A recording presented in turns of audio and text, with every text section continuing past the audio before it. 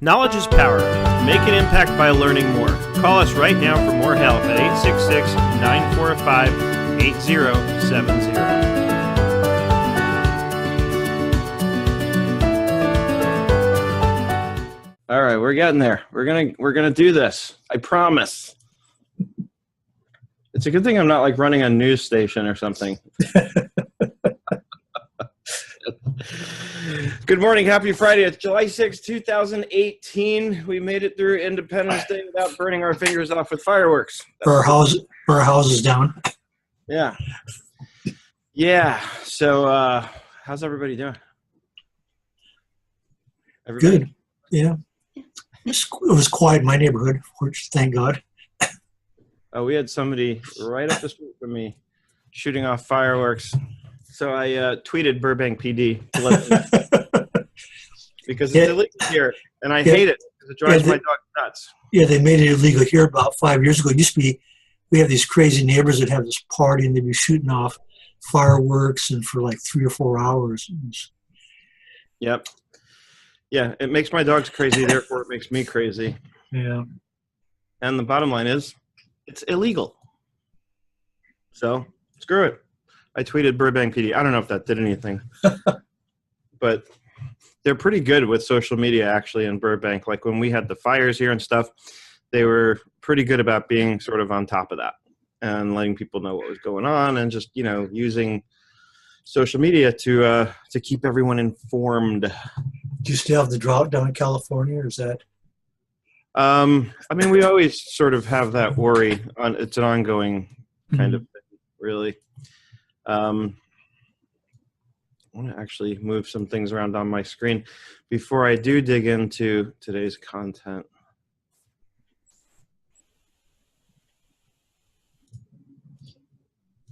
Close a few screens. You know what I did want to do, actually, before I dug into the topic of the day, because it was a question that's top of mind, because it was being asked on Facebook this morning by our friend Suchi. I wanted to show you quickly the reports part of Active Collab, because I want to make sure people understand how this works. Now I'm confused about which screen I'm going to want to share. So let me just take a look. Let's check the live Facebook feed, see who's chiming in. Over there, we have Sarah Laidlaw. We have Katrina Way.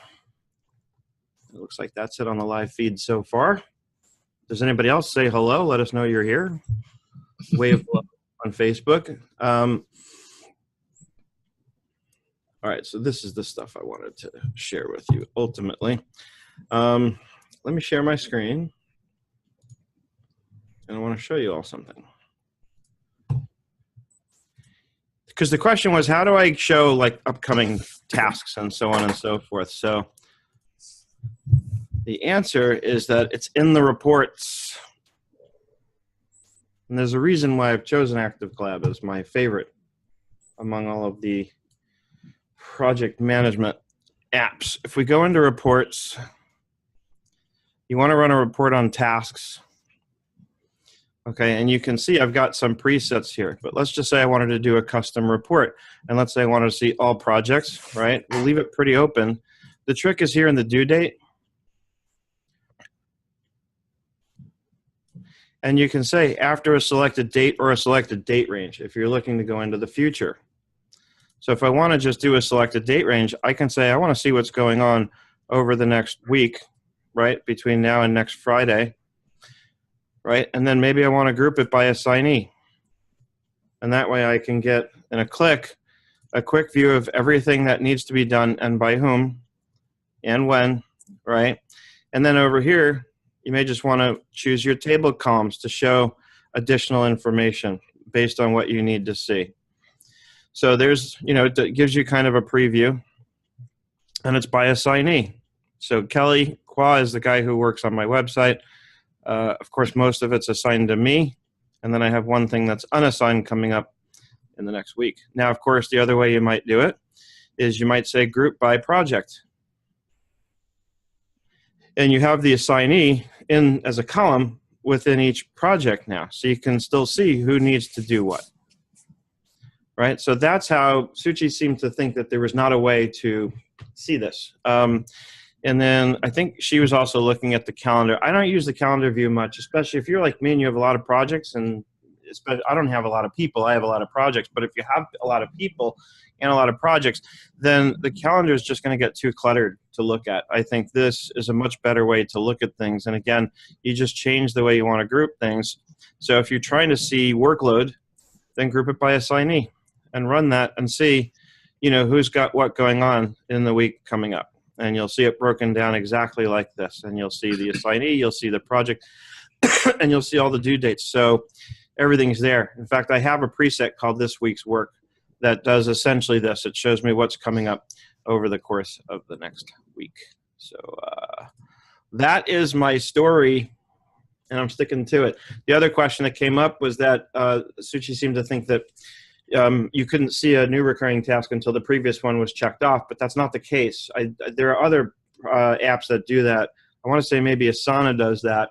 I'm pretty sure Wunderlist works that way. Wunderlist, if you have a recurring task, you have to complete one before the next one will recur.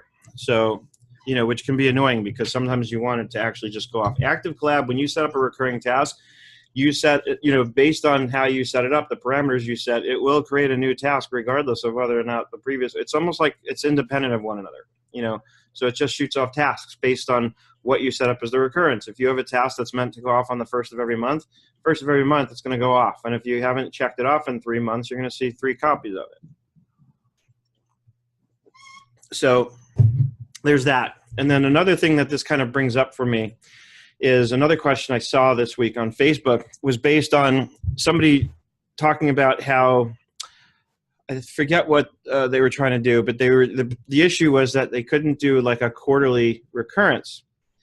And I want to urge people to consider that when the app doesn't do that exact thing the exact way you want it to, you really just need to get creative. I know we all want the perfect solution that just does everything exactly the way we want it to do it, but it doesn't work that way. And oftentimes, if you reconsider your whole process, that's where you'll often find the answers. And that actually has a lot to do with what I want to talk about today, right? Because I did a webinar not that long ago on Active Collab talking about how it's probably not the tool that's creating your problems as much as it is your process and how you're using the tool.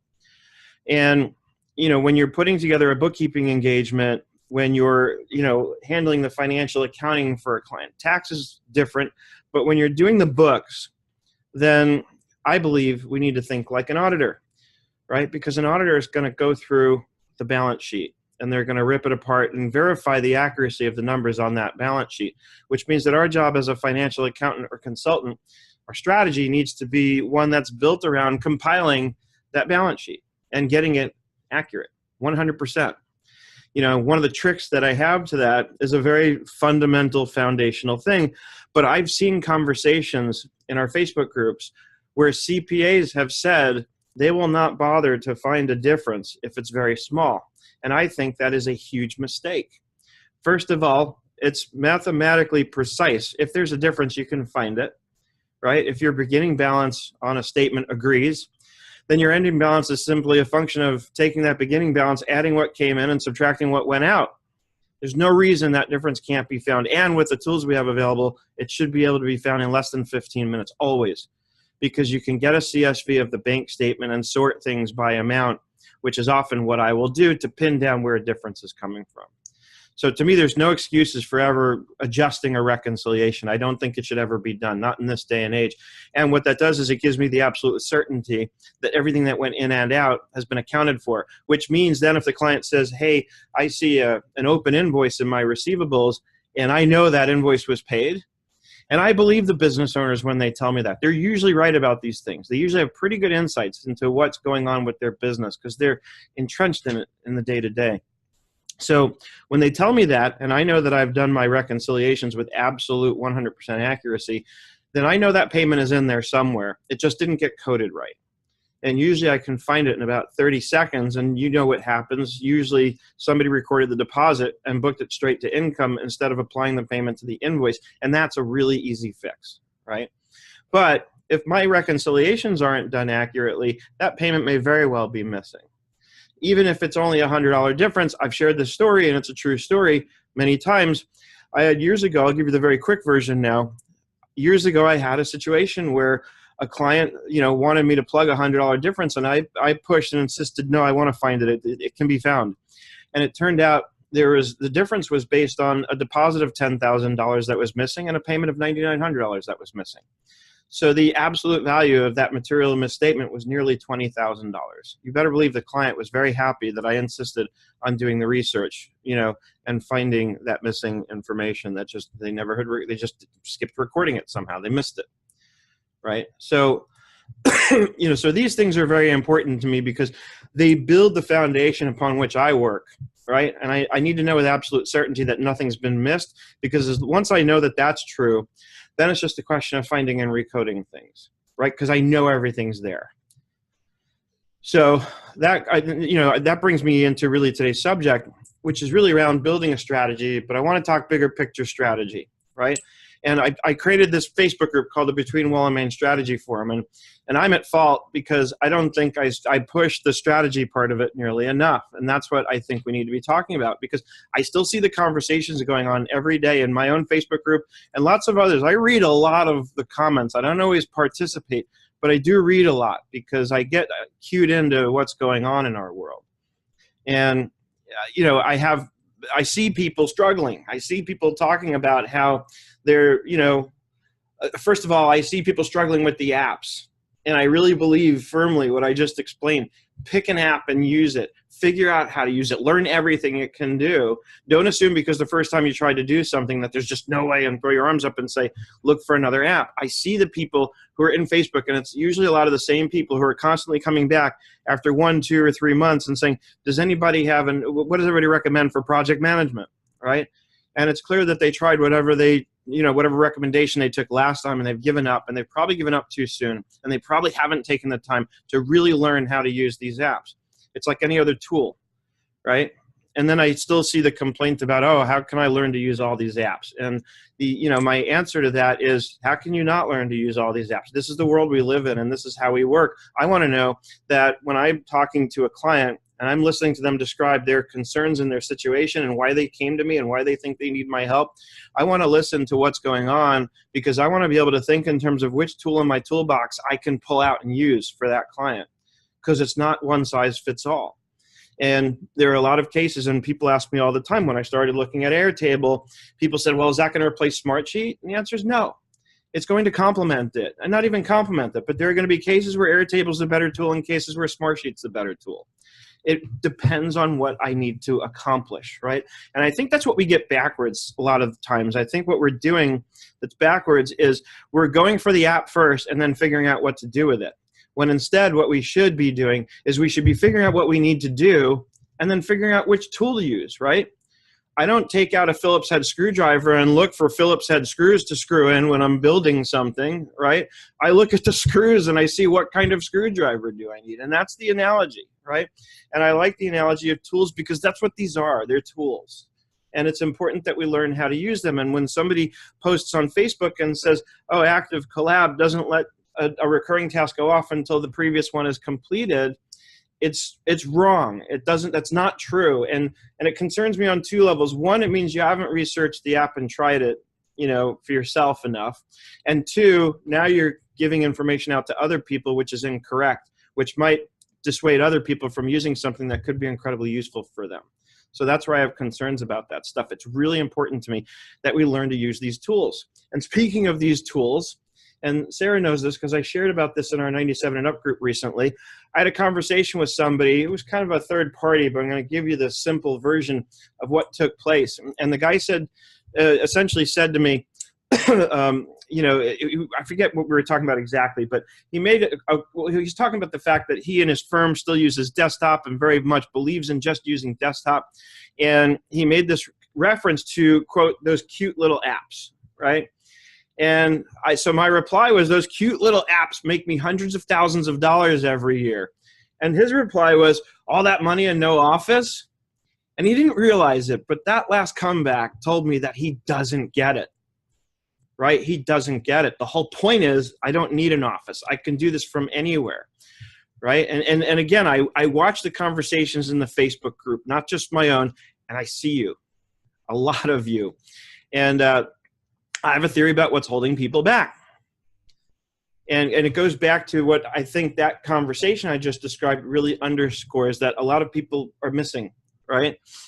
So my theory about what's holding people back, you want what the cloud model offers. You want increased efficiency. You want the extra time. You want to work less and make more. That's obvious. Who doesn't want that stuff, right? But I see people struggling when I watch these conversations go on to apparently figure out how to make it work for their business.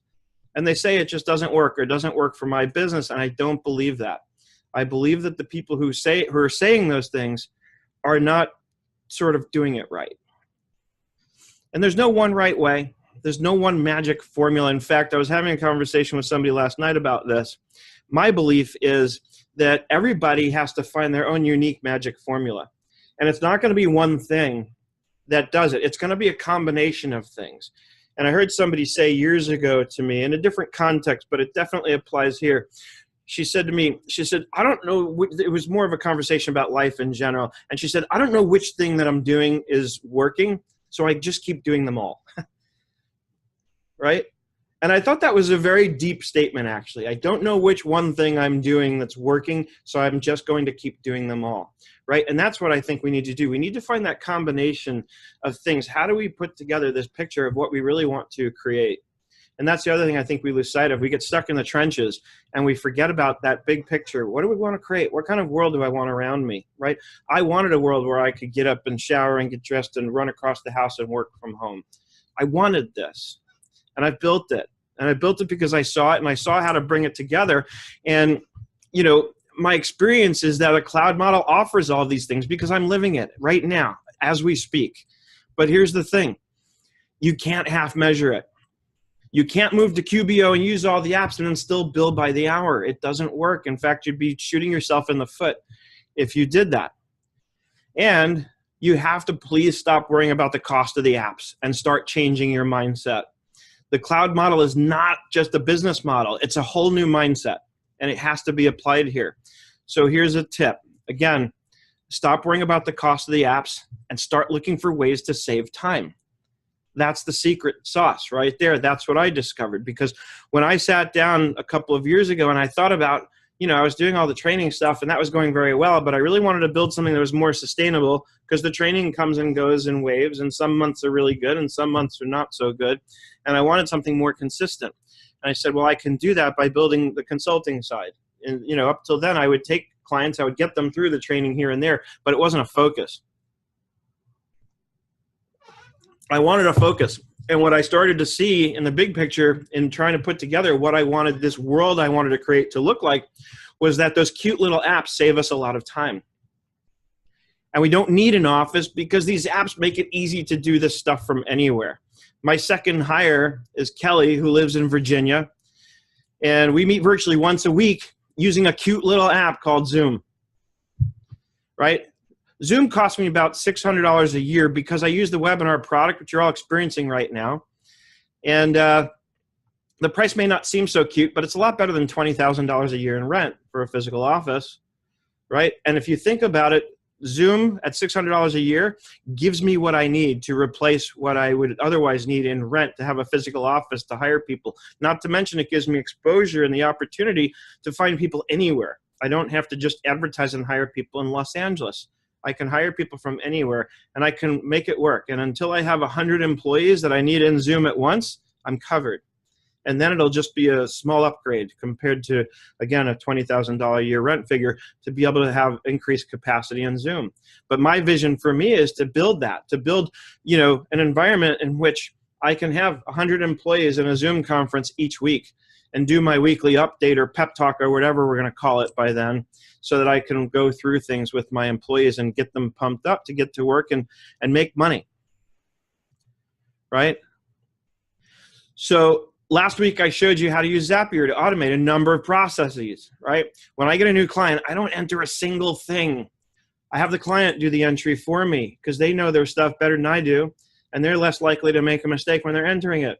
So they fill out a cute little form from a cute little app called Airtable, And then Zapier comes in and grabs that data and it pulls it out of Airtable and it pushes it into QuickBooks Online and creates a brand new customer for me. And it pushes it into Nimble CRM and it creates their profile in my CRM for me. Within 5 minutes of whenever they've filled out that Airtable form, it's done. So that the next time I log into QBO, that new customer is there and all set up. I don't have to do a thing. Not one thing. Right? Again, the client enters their own information, and that saves me a ton of time. These cute little apps save me a ton of time. Imagine you're getting 10 new clients every month times the time it would take to set them up in QBO and add them to your CRM, and how much time that would actually take up of yours or an employee's, right? And that's the secret sauce to this, is using all these cute little apps saves a shitload of time. And that's why I've been able to put together a team of 3, including myself, that can get the work done of what I believe most firms would require 10 people to do because of the efficiencies that we're able to create. When Erin took on one of our first clients together, and this is a while back now, I remember at first it took her a lot of time, but she was learning my systems. She was learning the systems that I was in the process of creating still for how to move data very quickly and seamlessly from one place to another. And, you know, the time came when she said to me she couldn't believe how easy it had gotten. She had accomplished the goal. My goal with most clients is that it shouldn't take more than about an hour a week to keep things up to date. Because if you've got a good clean balance sheet and P&L, then most of the time what it amounts to is keeping the bank feeds up to date and handling a few things here and there, maybe an uncategorized transaction here and there where we have to go to the client. And again, we have cute little apps that help us facilitate that process and make it really easy. I have one client who is pretty handy with QuickBooks because he worked with me on the training side for several years, so he's gotten to know QBO really well. He goes into his own uncategorized transactions report and recodes things, you know, where we don't know what the nature of the expense is based on the pay. I don't allow most clients to do that, but him I trust because I know he knows what he's doing well enough to do that. And he's still happy that we manage most of it for him. You know, we just keep his bank feeds up to date and get his payroll recorded properly, you know, and all of it. So the bottom line is this, and I was watching a video about this earlier this week, and he was talking about, he was like a financial planner. She was talking about financial planning and how when he appeared on, I think it was like CNBC or something, they didn't want him back on their show because the advice he was giving was so contrary to what everybody else says. Because he was very non-traditional in what he was describing in his approach towards things. Excuse me. And he said, you don't improve cash flow and profits by cutting back. Because that's a minimalist mentality. It's a minimalist mindset. Remember what I said. This is not just a business model. It's a mindset. And if I spend all my time figuring out where I can cut back, then that's what I'm focused on. And that's what I'm sort of creating, is an environment where I'm just cutting back. And cutting back is the opposite of growing, right? So the secret is not in cutting back and looking for ways to cut costs. The secret to improving cash flow is doing the whole thing, meaning we have to charge flat fees, right? And then you improve your cash flow and profits by getting more efficient. And this is what I mean. This is why you have to have the whole formula together. Because if you're getting more efficient and you're charging by the hour, you're going to lose your shirt, right? You're going to lose money because you're going to be getting the same work, delivering the same value in less time. And if you're billing by the hour, you're going to be getting paid less, which means you're going to be on that hamster wheel trying to constantly get more clients to make up for the time you just saved. And now your clients are getting the reward for you getting better at your job instead of you.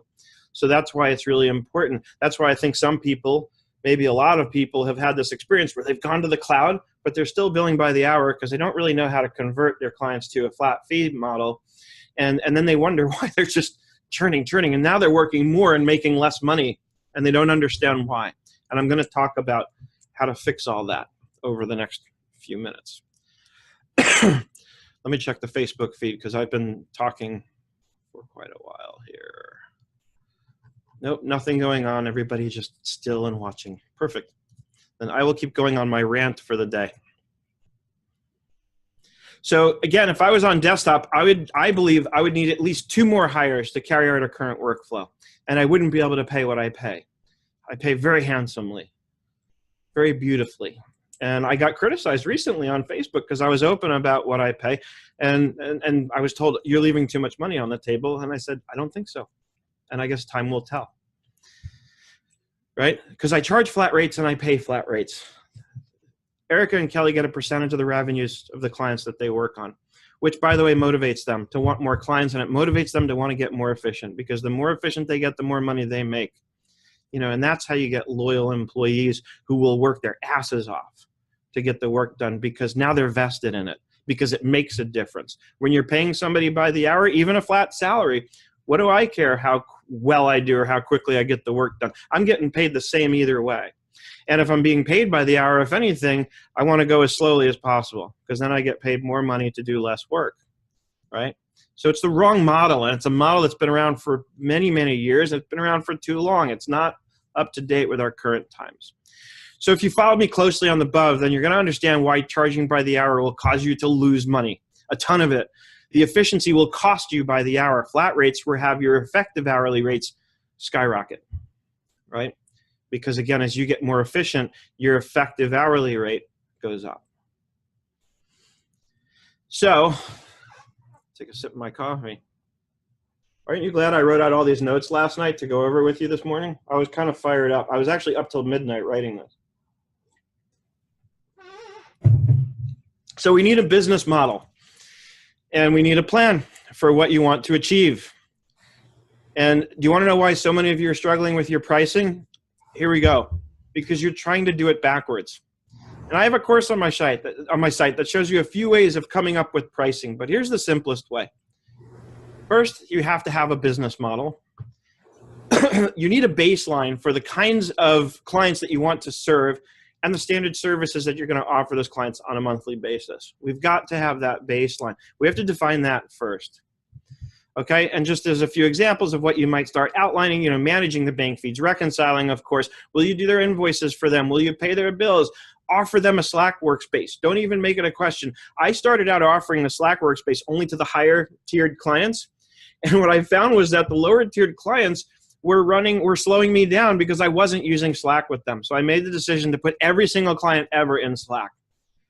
And some of you have seen my Slack app. I've got a ton of workspaces on the margin on the side. The key is please don't ever use Slack on the web. It's not really built to be used that way, especially if you're going to be managing a lot of workspaces. You've got to use the app.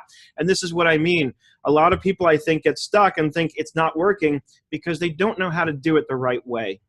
The right way to use Slack is using the mobile app and using the desktop app and being signed in. And it's really easy. Use that Control-K command to jump around.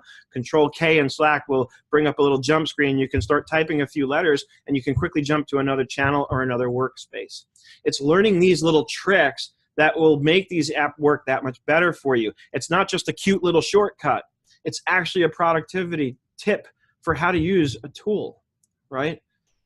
If you're swinging a hammer, there's a right way to hold that hammer so you get the maximum impact on that nail and make sure it goes in straight, right?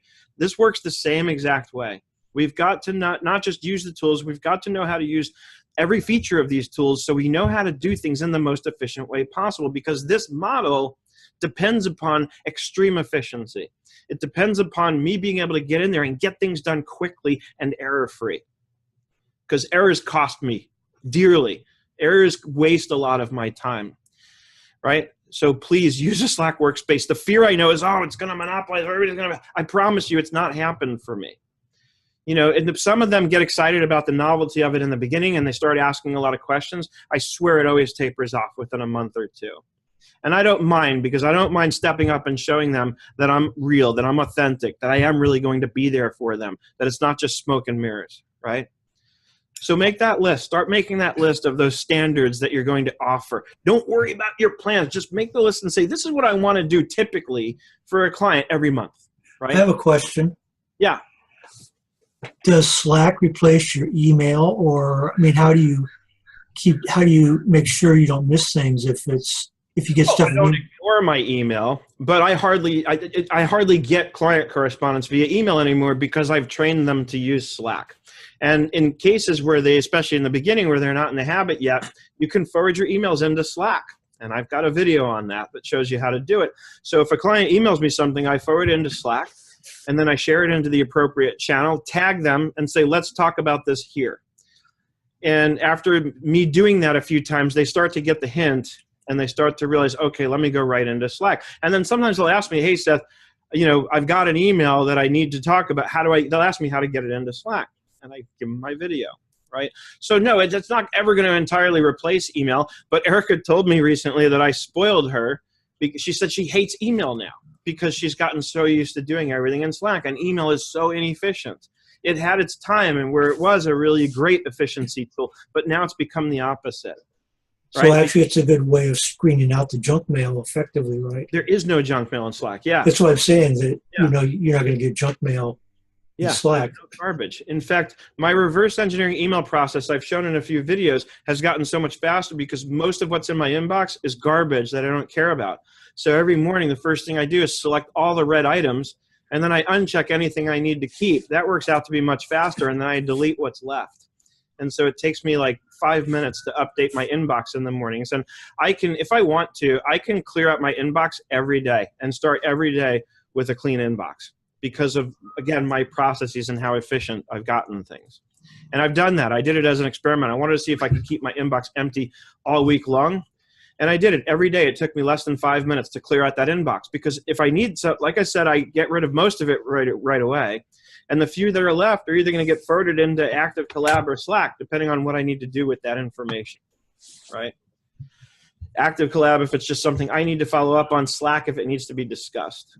So when you say forward, you mean actually moved out of your email, right? You hit the forward button in your email, and you have an email address that you can send to that'll put it into a project in Active Collab. Or any Slack workspace, you can get an email address that you can hit that forward button and drop that email in, and it'll go into that Slack workspace. But I mean, you still have the copy of the email in your email box, right? Or you actually it doesn't forbid me to keep the email in my inbox, right? Okay, so it's like because I don't need it anymore. Once I forward it, I hit the archive button. It's archived. Okay. And the forward that I made that's in Active Collab or Slack has a subject line, which is the thing to search by. If I need to, for some reason, find it in my emails again, I just copy and paste the subject from wherever I had forwarded it into my inbox. So if I realize, okay, now that we've discussed it, I need to go hit and send a reply, boom, 2 seconds, copy and paste the subject. I'll find that email in a second, and then I can hit the reply button and do what I need to do. If I know, even as I'm forwarding it, that it's something I'm probably going to need to reply to, then I leave it in my inbox as a red item, right? But I like to clear out my inbox, so even in those cases, I'll usually forward those to Active Collab as my reminder that I will need to reply. And again, using the Gmail, because I use Gmail and G Suite, which again, 1,000 times more efficient than Outlook. I'm sorry, guys, who use Outlook. Outlook is not a good, efficient tool anymore.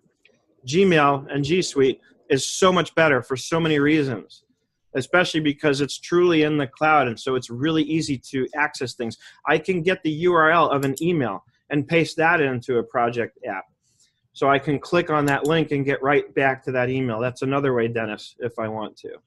But I mean, this is just my opinion, of course, but you've got to get off of Outlook if you're still using Outlook. It slows you down.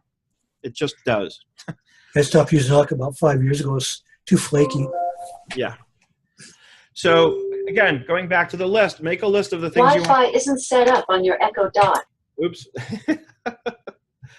You've got to make that list. What are you going to offer these clients on a monthly basis? Core, and keep it simple, keep it broad. Don't get too hung up on the details of, am I doing, well, no, decide. Are you going to include sales tax returns? I think you should charge extra for doing sales tax returns because, frankly, it's a pain in the ass. Same with payroll tax returns. If you have to do those, I insist that my clients go into QuickBooks Online full service payroll because then they do everything and I never have to worry about it. And by the way, if you're making that list and you find that you put anything in there about the number of transactions, please delete that immediately. I had somebody say that to me this week because I was talking about how to, scope a project and price it. And she was like, well, how many transactions would that include? And I said, please don't ever ask me that again because it doesn't matter. It's going to take the same time to do 100 transactions or 1,000 transactions because I'm going to be using bank feeds and import tools. Even on a cleanup job, I'm going to get a CSV file for each bank statement, and I'm going to use something like SASANT Excel transactions to import that data. I am not going to manually enter anything, ever. It's a waste of time. And even if I can only get PDFs for some reason, then I have a PDF converter tool. I use PDF to Excel, and I can create a profile for one bank's statement format. And once that profile is created, in 2 clicks, I can convert every statement. So I can get a whole year done in less than 15 minutes. So one way or the other, I am going to get that data into an Excel spreadsheet so that I can prep it for import and then import it. So again, if you follow what I went over, in the beginning of this morning, then you should understand it doesn't matter if there are 100 or 1,000 transactions. It's going to take the same amount of time because we're creating processes that are based on extreme efficiency. So the number of transactions doesn't matter, right? So make that list, decide what you want to offer as your core service, and then put that aside for a minute. Just move it over, and I want you to make space for the next part, and then we're going to bring them back together. Because it's time to set a goal. And this is what I meant about how people are going about putting their pricing together backwards. You're trying to take that list that you just created and then put prices on it, and that's not the way. That's backwards. It's the wrong way, in my experience. Much easier the way I'm going to describe to you right now. And again, this is taught in my pricing course. And we also talk about it like crazy in 97 and up. We've gone over it many, many times over. So the first question that I want you to write down the answer to, don't have to tell anyone, how much money do you want to make this year? $1 gross. You want to make 100,000, 500,000, $1 million? I don't care. Put it down and think big. Set the bar high. Don't be ridiculous about it, but set it high. Set it a little bit above what's comfortable. Write it down. And now go back and look at the list you just made. And I want you to think about this, and I want you to think about it honestly. How many monthly clients can you handle performing those functions for each of those clients? Is it 10? Is it 20, 30? Think about it. Just you, no employees. How many can you handle? Obviously, hiring people will help you scale it so that you can handle more. There's no question about that. But how many monthly clients can you comfortably handle doing the duties that you described in that list? When I build the model, I went on the assumption, I said this already, I went on the assumption that one streamline, which can take 1 to 3 months to get them really into your processes and hear that, right? When I bring on a client, they come into my process, not the other way around. That's another thing I think a lot of us make a mistake about, is we try and let the client sort of pull us into their processes.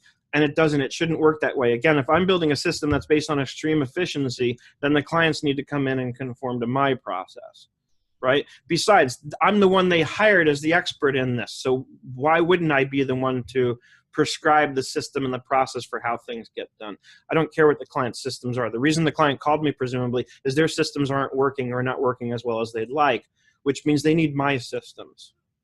Right? And it's not arrogant. It's what the relationship is supposed to be. They hire us to provide our guidance. Right? So so one streamline, which again can take 1 to 3 months depending on how complex the client is, but one streamline, I could get most clients done in about an hour a week. I said that earlier. Remember, those cute little apps I use make that possible because they save time. Lots of it. And now you have your baseline for your pricing. Because you're going to take that annual revenue, go and divide it by the number of clients, and then you're going to divide that number by 12, and that's your monthly fee for your base services. That's your middle plan. And then you're going to take that plan, you're going to scale it up a lot for your higher plan, and it's going to be something so ridiculous that nobody would ever take it, so that the one time somebody does take it, you're like, holy crap, somebody actually took it. And you don't mind for a minute because it's going to eat up a lot of your resources to provide that client the service, but who cares? They're paying you a fortune for it. And that's how this works. This is what underscores what I talk about when I say you charge what gets you excited to do the work, right? That's how this works. You charge what gets you excited to do the work. I don't give a crap about value because value is too subjective. The value to me is usually a lot more than the value to some clients. I shouldn't say usually, because a lot of my clients really do value what I do. So I take that back. But the value can be very different. So that's your monthly fee for your services and your middle plan. And then you scale it up a lot to create a higher plan. And you scale it down some to create a lower plan. And then when you lay that out on your website, and I see this question a lot, and people argue both ways. Should I put the pricing up? Should I not? Yes. In fact, I'm going to just offer my opinion here and say you must put that up.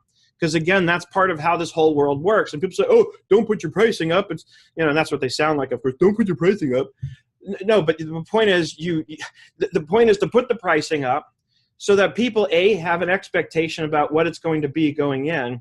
But also, it's called framing. When you lay out a pricing table, and by the way, the other thing everybody gets backwards is they show the lowest plan on the left and the highest plan on the right. do it the other way around. I read this from a pricing expert.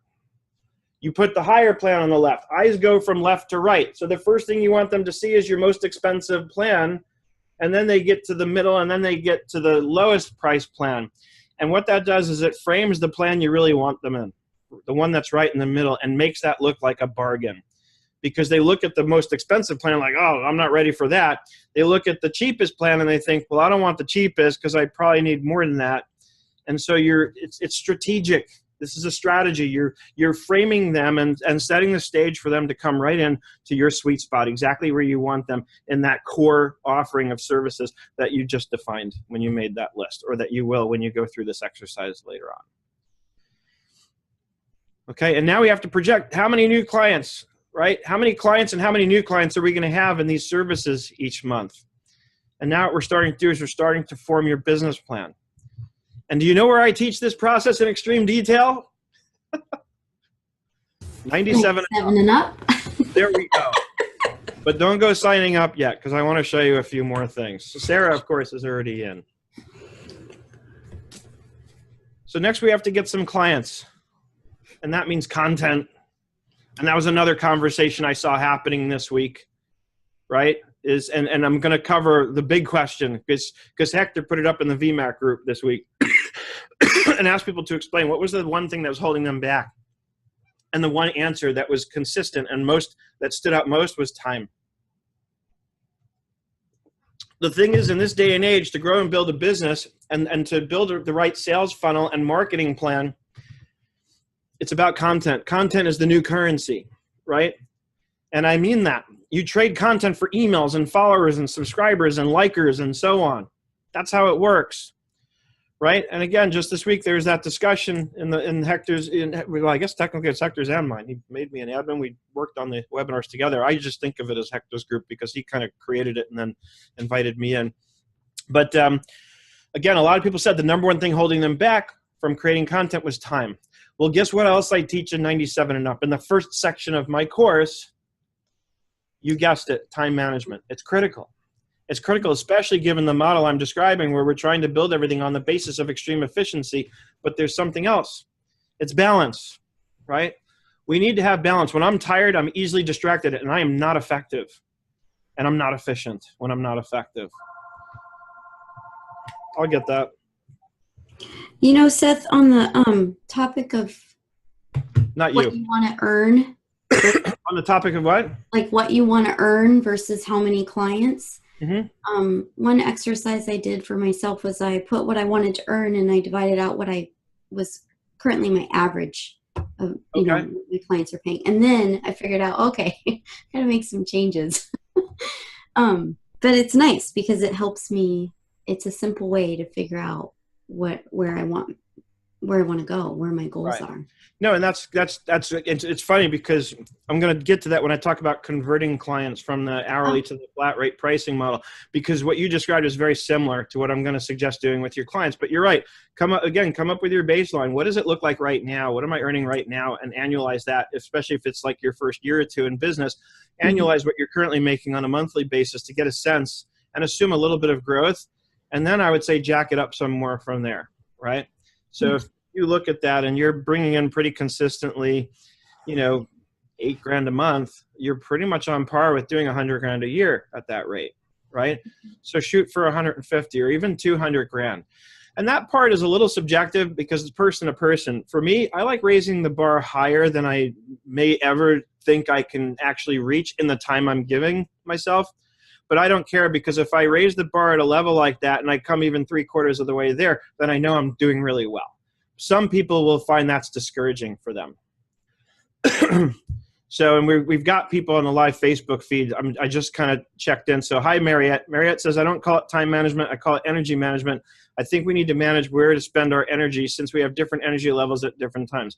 I agree, but I'm going to explain it. It's explained in my course why I do still think it comes down to, you know, time management. Because if you do the time management part right, then you'll be well balanced and you'll have a ton of energy. That's been my experience. So, and then Jan, hi Jan, says content is hard for most people because they're working in their business rather than on their business. And we're going to come to that. And Marriott says, who sounds like that bleep? I don't know what that was in reference to. I've probably talked too long to get the context for that anymore. Sandy says, we'll be sharing this with my students tonight. Great. And prior to that, I'm going backwards here. She says, great info. Thank you. Thank you. Sarah Layla says, Teams, OneNote, Skype for business, etc. is freaking amazing.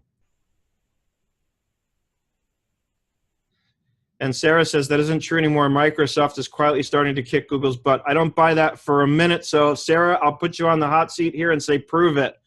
I think Outlook is so clunky. And it's, again, at the end of the day, until they truly put it in the cloud, you're building that PST file, which is the data file that holds all that Outlook data. And it's huge and it's bloated because it just keeps, it's like a balloon. It just keeps blowing up bigger and bigger. So it's going to take some work to convince me of that. And Sarah, going back, flat rate pay, no, they're absolutely employees. They are on payroll, and they get a flat rate paycheck based on a percentage of their revenue. I just report it to the payroll company, and I say to the payroll company, here's what they're getting paid based on their revenue share this pay period.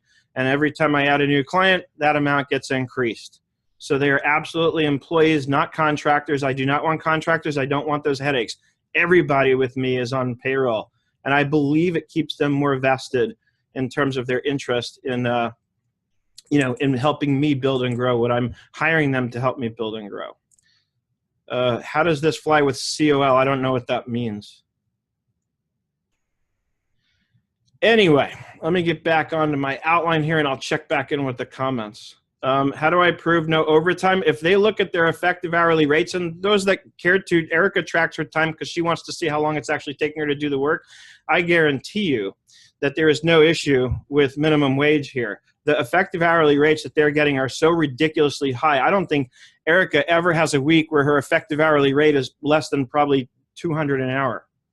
So it's like we're not even coming close to the minimum wage issue. And let's put it this way. If that were to be an issue, if somebody was earning at an effective rate that was anywhere even remotely in the planet of minimum wage, then it's not working. They shouldn't be working here. So, that's my take on that. And bottom line, it's working for me, and it's working really well. And I am more than ready. I feel more than prepared if there was ever an audit to be able to prove that nobody is getting paid anything less than minimum wage.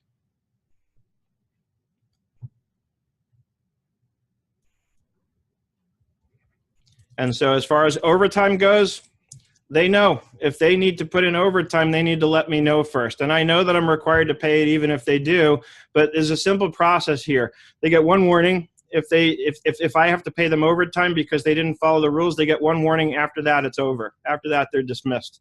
No more working at Nerd Enterprises because I'm building an environment where I treat everybody like adults.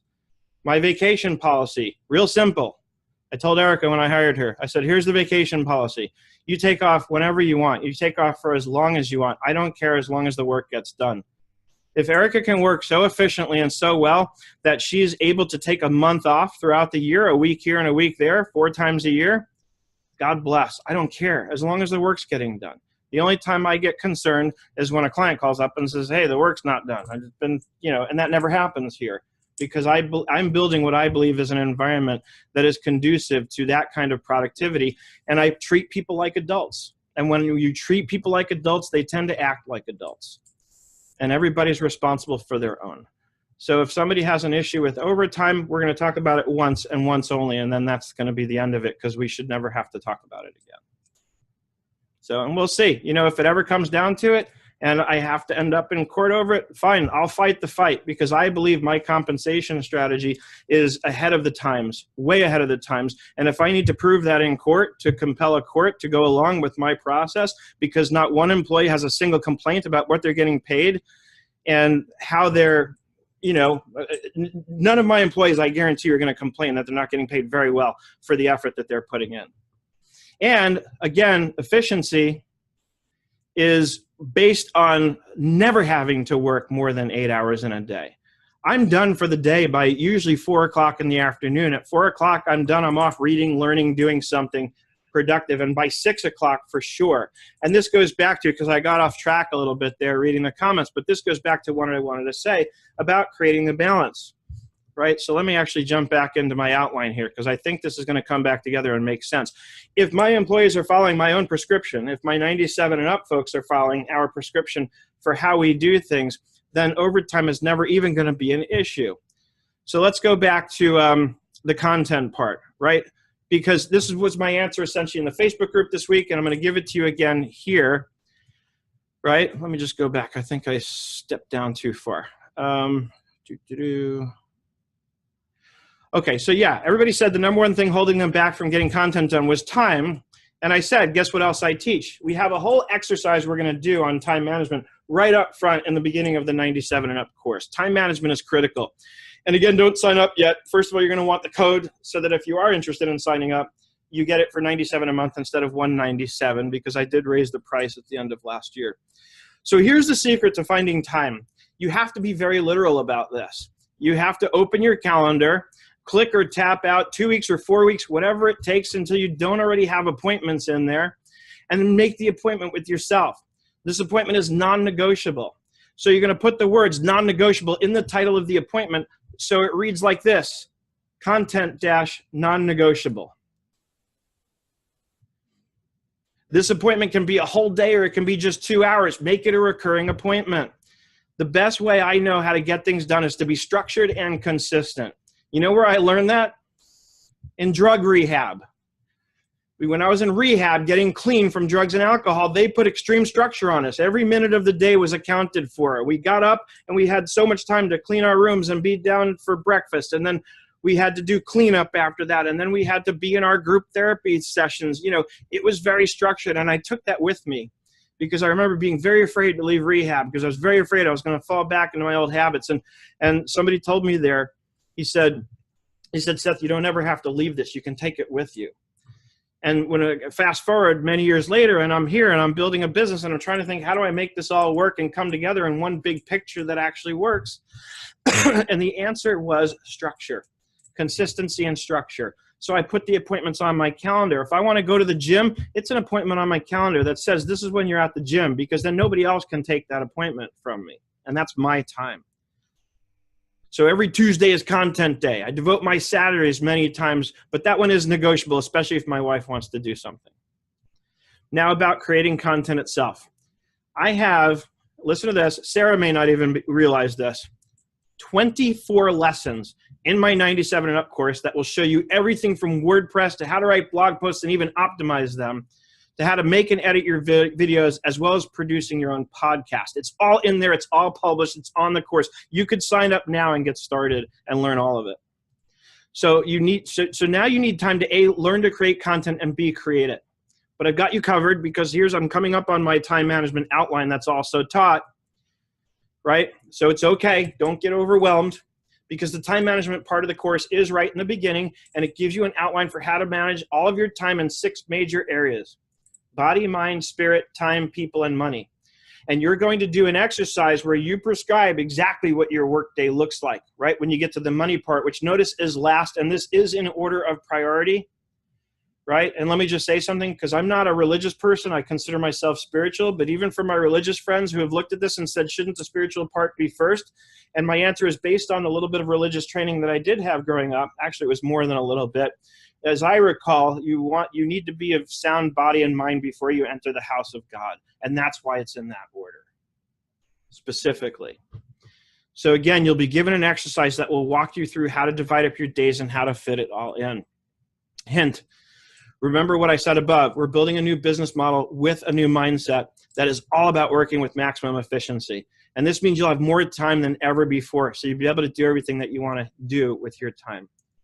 And so you should never be working overtime, not in my model, not in my day. You should be working 8 to 4 or 9 to 5 or 8 to 6, whatever, with an hour for lunch, however you want to break that down. But it should never be more than that. And as far as I'm aware, it never is. Not with Erica, not with Kelly, the 2 people that work with me, right? But you've probably never been this intentional about this before. And that's the key, is you have to be intentional with this and you have to have a plan. And this is the plan.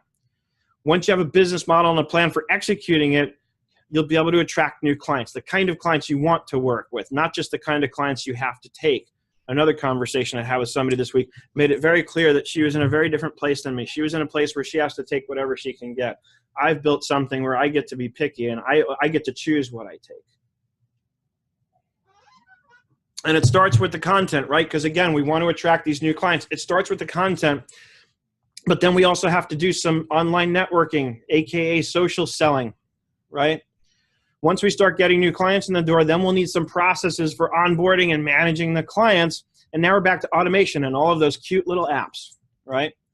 So now we can join. Let's get the conversation going, right? Here's the code for 97 and up if you want to sign up, right?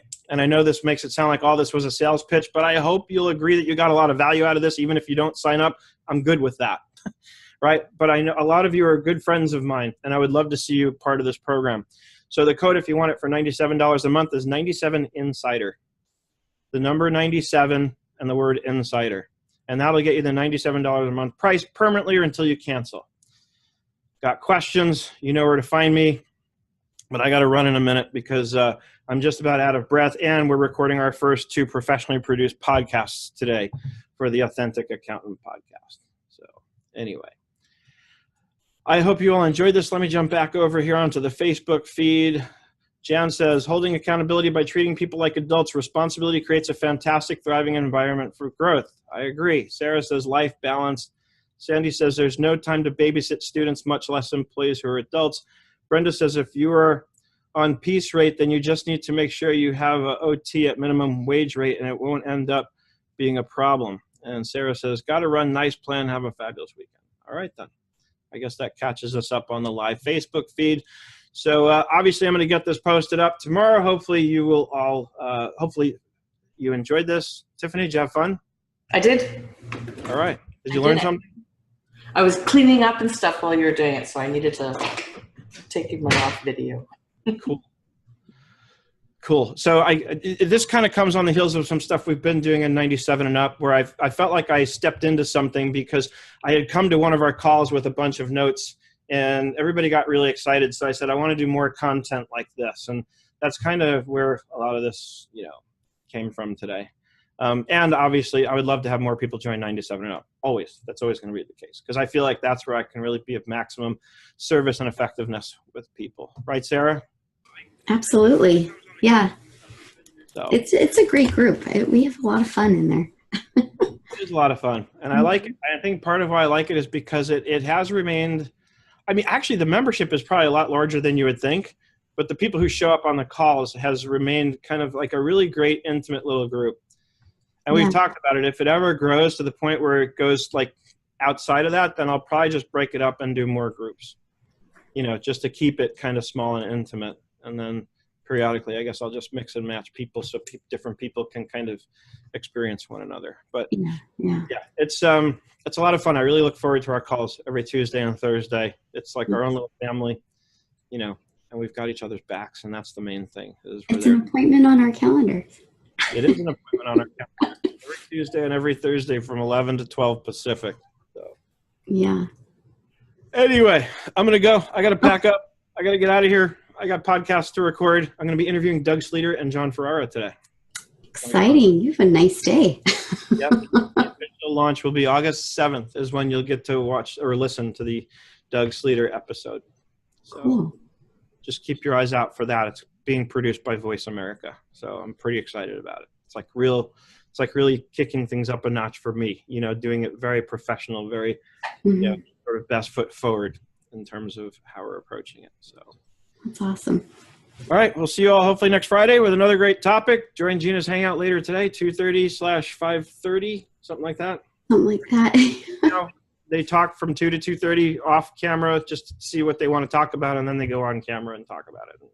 Or on recording, I should say. So SBAA on Facebook. And then we'll see you next Friday with another hopefully great webinar on Zoom In with Seth David and friends. Bye.